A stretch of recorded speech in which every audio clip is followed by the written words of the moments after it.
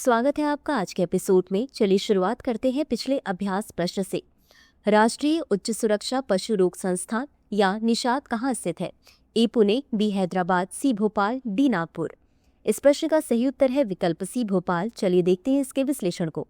निषाद भारत की प्रमुख जैव सुरक्षा स्तर 3 सुविधा युक्त उच्च नियंत्रण प्रयोगशाला है जो विदेशी तथा उभरते पशु रोग जनकों, रोग निदान तथा उच्च जोखिम वाले जीवों के जैव नियंत्रण पर अनुसंधान करती है। इसकी स्थापना वर्ष 1984 में उच्च सुरक्षा पशु रोग प्रयोगशाला के रूप में हुई थी तथा बाद में इसका नाम बदलकर भोपाल मध्य प्रदेश में रखा गया। यह वन हेल्थ फ्रेमवर्क के तहत एवियन इन्फ्लुएंजा, न्यूकैसल रोग तथा अन्य सीमा पार और जूनोटिक रोगों के लिए एक संदर्भ प्रयोगशाला के रूप में कार्य करता है। तो चलिए शुरुआत करते हैं आज के एपिसोड की पहले प्रश्न से। अबुझमाड़ क्षेत्र की कौन सी पहाड़ी गोंडी धार्मिक मान्यताओं में महत्वपूर्ण मानी जाती है? ए भांडेर पहाड़ी, बी वेरवाकोट पहाड़ी, सी कालापाथर पहाड़ी, डी परसा पहाड़ी। इस प्रश्न का सही उत्तर है विकल्प बी वेरवाकोट पहाड़ी। चलिए देखते हैं इसके विश्लेषण को।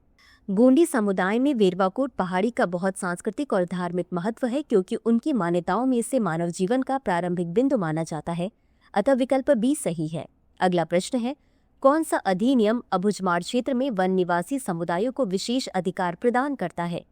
ए वन अधिकार अधिनियम 2006, बी वन संरक्षण अधिनियम 1980, सी पर्यावरण संरक्षण अधिनियम 1986, डी वन्यजीव संरक्षण अधिनियम 1972। इस प्रश्न का सही उत्तर है विकल्प ए वन अधिकार अधिनियम 2006। चलिए देखते हैं इसके विश्लेषण को। वन अधिकार अधिनियम 2006 अबुझमाड़िया जनजातियों सहित वनवासी समुदायों को विशेष अधिकार प्रदान करता है तथा उनके निवास स्थान के अधिकार को सुनिश्चित करता है, अतः विकल्प ए सही है। अगला प्रश्न है, भारत का सबसे बड़ा Gatishakti multi modal cargo terminal Haryana के किस शहर में स्थित है? A Gurugram, B Faridabad, C Ambala, D Manesar. इस प्रश्न का सही उत्तर है विकल्प डी मानेसर। चलिए देखते हैं इसके विश्लेषण को। भारत के सबसे बड़े Gatishakti multi modal cargo terminal का उद्घाटन हरियाणा के मानेसर में किया गया है। यह टर्मिनल गतिशक्ति राष्ट्रीय मास्टर प्लान का हिस्सा है जिसका उद्देश्य पूरे देश में मल्टी मॉडल कनेक्टिविटी और लॉजिस्टिक्स दक्षता को बढ़ाना है। मानेसर स्थित यह टर्मिनल उत्तर भारत में औद्योगिक और माल ढुलाई गलियारों के लिए कनेक्टिविटी को बढ़ावा देता है। अगला प्रश्न है, निम्नलिखित में से कौन पीएम गतिशक्ति राष्ट्रीय मास्टर प्लान का स्तंभ नहीं है?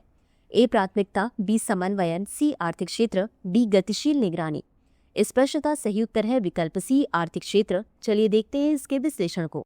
पीएम गतिशक्ति राष्ट्रीय मास्टर प्लान के 6 स्तंभों में व्यापकता, प्राथमिकता, अनुकूलन, समन्वय, विश्लेषणात्मक क्षमता और गतिशील निगरानी शामिल हैं, जबकि आर्थिक क्षेत्र इसमें शामिल नहीं है, अतः विकल्प सी सही है। अगला प्रश्न है, शहरी स्थानीय निकाय चुनावों के लिए ई वोटिंग प्रणाली शुरू करने वाला भारत का पहला राज्य कौन सा बन गया है? ए उत्तर प्रदेश, बी बिहार, सी महाराष्ट्र, डी पश्चिम बंगाल। इस प्रश्न का सही उत्तर है विकल्प बी बिहार। चलिए देखते हैं इसके विश्लेषण को।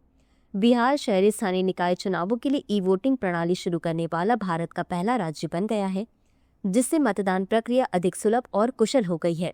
बिहार राज्य निर्वाचन आयोग द्वारा CDAC के सहयोग से विकसित 2 mobile application e voting SEBHR तथा बिहार राज्य निर्वाचन आयोग द्वारा विकसित एक अन्य ऐप के माध्यम से इस डिजिटल वोटिंग पद्धति को लागू किया जाएगा, अतः विकल्प बी सही है। अगला प्रश्न है, वर्ष 2005 में ऑनलाइन वोटिंग का उपयोग करने वाला पहला देश कौन सा था?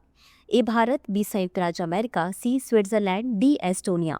इस प्रश्न का सही उत्तर है विकल्प डी एस्टोनिया। चलिए देखते हैं इसके विश्लेषण को।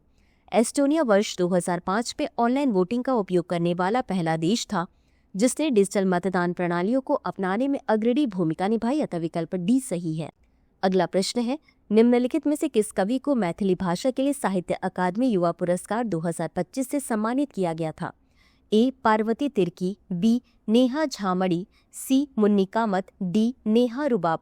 इस प्रश्न का सही उत्तर है विकल्प बी नेहा झामड़ी। चलिए देखते हैं इसके विश्लेषण को।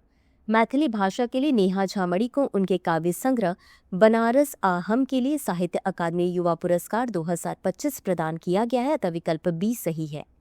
अगला प्रश्न है, कौमी सितारे के लिए उर्दू में बाल साहित्य पुरस्कार 2025 किसे प्रदान किया गया? ए गजनफर इकबाल, बी नितिन कुशलप्पा सांसद, सी सुशील शुक्ला, डी नेहा रुबाब। इस प्रश्न का सही उत्तर है विकल्प ए गजनफर इकबाल। चलिए देखते हैं इसके विश्लेषण को।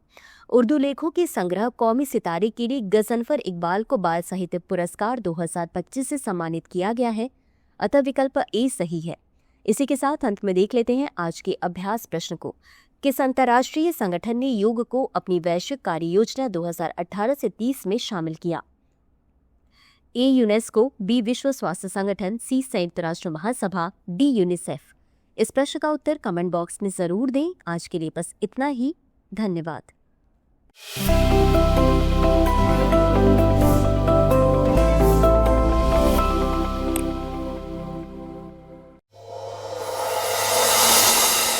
डियर व्यूअर्स, अपने एग्जाम की तैयारी को और बेहतर करने के लिए हमारे चैनल को लाइक, शेयर और सब्सक्राइब करना न भूलें।